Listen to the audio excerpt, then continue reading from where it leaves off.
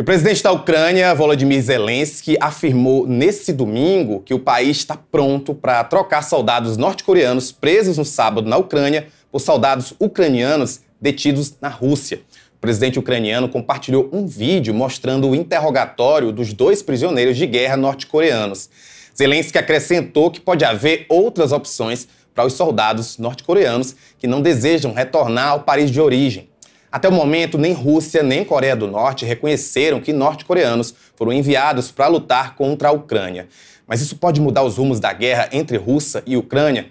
Quem nos ajuda a entender isso é o internacionalista Conrado Baggio. Boa tarde, Conrado. Obrigado por participar do boletim aqui com a gente. Boa tarde, eu que agradeço o convite. Para começar, Conrado, explica para quem está assistindo como a participação de soldados norte-coreanos na guerra entre Rússia e Ucrânia impacta no futuro desse conflito que já está acontecendo há muito tempo. Em primeiro lugar, a gente pode ver que é um novo país que está se envolvendo diretamente nesse conflito entre Ucrânia e Rússia, e é um país geograficamente distante dos dois, né? A Coreia do Norte está ali no leste da Ásia, quase meio mundo de distância do cenário de guerra ali da Europa Oriental. Então, esse é um primeiro ponto, esse transbordamento do conflito para agora envolver países muito distantes geograficamente dele. Esse é um primeiro ponto, sem contar que no caso da Coreia do Norte, é uma aliada um tanto tradicional da Rússia ali, é uma potência militar na região do leste da Ásia, e é um país com armamento nuclear. Todos esses e mais alguns elementos acho que pesam na balança da análise do conflito. Disse aí mais cedo, nem a Rússia nem a Coreia até agora reconheceram a participação dos norte-coreanos na guerra. Isso pode ser considerado uma tática para continuar usando os soldados norte-coreanos, ou talvez o Kremlin e também Pyongyang não sabe ainda o que fazer com essa informação agora que foi descoberto. Os números exatos ainda têm variado bastante, né? Inclusive o número de soldados coreanos presentes na zona de conflito. Inicialmente foram ditos 10 mil, atualmente é mais ou menos esse número que é levantado, né? Tanto aos Estados Unidos, quanto a Ucrânia, quanto a Coreia do Sul, que monitora bem o que a Coreia do Norte está fazendo, estão falando em 10 mil soldados presentes na Ucrânia, mas esse número pode ser maior até.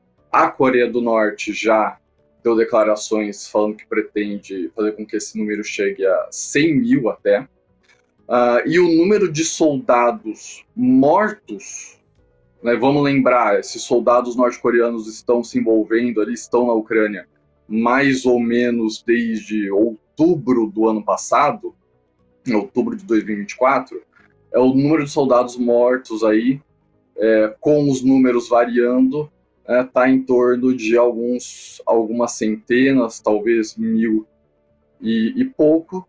O que a gente tem de novidade com esses soldados capturados agora, nesse final de semana, é se eles vão optar por desertarem, né? Talvez vão optar por não quererem eventualmente serem trocados por prisioneiros ucranianos e como assim disserem, né, que querem agora fazer parte da Ucrânia, ter uma espécie de né, exílio, abrigo ali, o que, do ponto de vista da propaganda, da retórica, seria grave para a Coreia do Norte. Você tocou no ponto que seria realmente minha próxima pergunta, porque a gente publicou mais cedo um vídeo aqui no nosso canal em que um soldado norte-coreano ele pede para ficar na Ucrânia e diz que foi enganado para ir à guerra. Então eu queria saber quais são os riscos que esses soldados correm caso eles sejam entregues ao regime coreano, caso eles não consigam ficar na Ucrânia, e a próprio retorno, mesmo daqueles que não desertarem, qual é o risco de voltar para a Coreia do Norte? O risco deles voltarem para a Coreia do Norte é eles serem tratados com extrema suspeita, mesmo aqueles que, de forma pública, declarem que desejam voltar, provavelmente vão ser vistos ainda com uma certa suspeita, uma certa desconfiança. Afinal, eles passaram um tempo significativo, né, fora do país deles, fora do cotidiano ali, principalmente de doutrinação do partido da família do Kim Jong-un na Coreia do Norte. E nesses casos, sempre quando um soldado, mesmo que tenha lutado pelo seu regime, pelo seu país, volta, há desconfiança de que talvez ele tenha algo